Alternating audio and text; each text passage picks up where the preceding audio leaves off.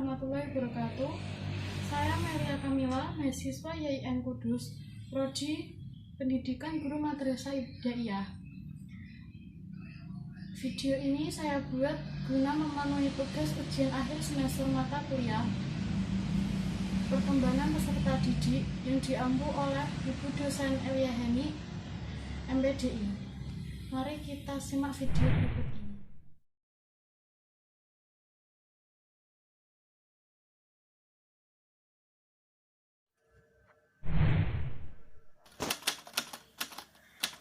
Baik, saya akan menjelaskan tentang prinsip-prinsip perkembangan, yaitu menunjukkan gejala-gejala yang secara relatif teratur, sehingga terjadi pola-pola perkembangan yang sistematis.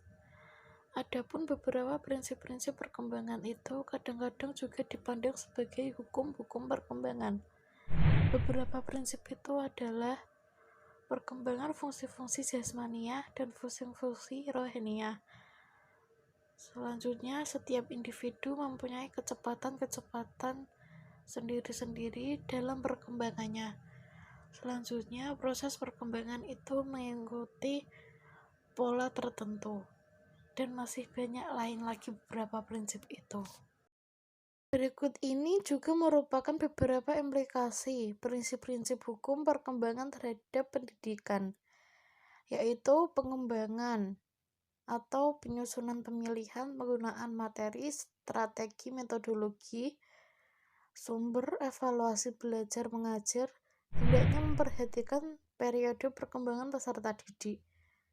Yang kedua, program atau kurikulum belajar mengajar disusun secara bertahap dan berjenjang sesuai dengan tahapan perkembangan peserta didik.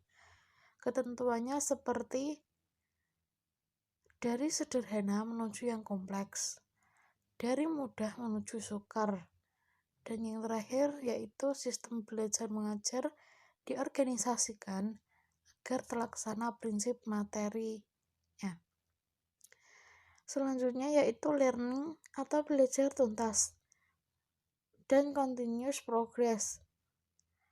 Yang terakhir yaitu sampai batas tertentu, program dan strategi belajar mengajar seyogyanya dikembangkan dan diorganisasikan perlakuan atau intervensi yang dapat merangsang dan mempercepat laju perkembangan peserta didik. Selanjutnya yaitu tentang aspek-aspek perkembangan peserta didik yang berimplikasi terhadap proses pendidikan yang akan diuraikan seperti implikasi perkembangan spiritual, implikasi perkembangan bahasa, implikasi perkembangan moral, implikasi perkembangan emosional, implikasi perkembangan intelektual, implikasi perkembangan biologis dan perseptual secara fisik, implikasi perkembangan kreativitas, dan yang terakhir yaitu implikasi perkembangan sosial. Dalam merancang pendidikan, seorang manajer pendidikan haruslah mengerti tentang proses perkembangan peserta didik dan menyesuaikannya dengan proses tersebut. Hal ini sangat urgent karena untuk mengefektifkan, mengefisienskan, dan memaksimalkan pencapaian tujuan dari pendidikan tersebut. Nah, implikasi prinsip-prinsip hukum perkembangan terhadap pendidikan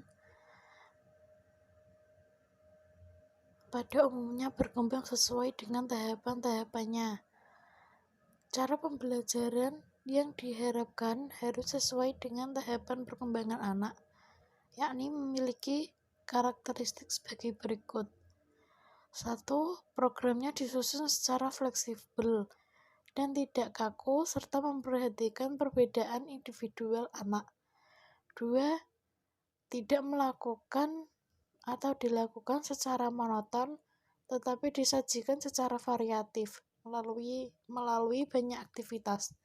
Yang ketiga yaitu melibatkan penggunaan berbagai media dan sumber belajar, sehingga memungkinkan anak-anak terlibat secara penuh dengan menggunakan proses-proses perkembangannya. Di sisi lain, individu memasuki usia sekolah, yakni antara 7 sampai dengan 12 tahun.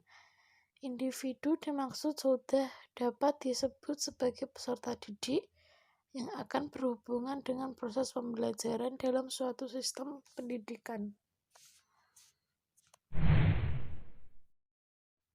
Sekian, terima kasih. Apabila ada tutur kata yang salah, mohon dimaafkan. Assalamualaikum warahmatullahi wabarakatuh.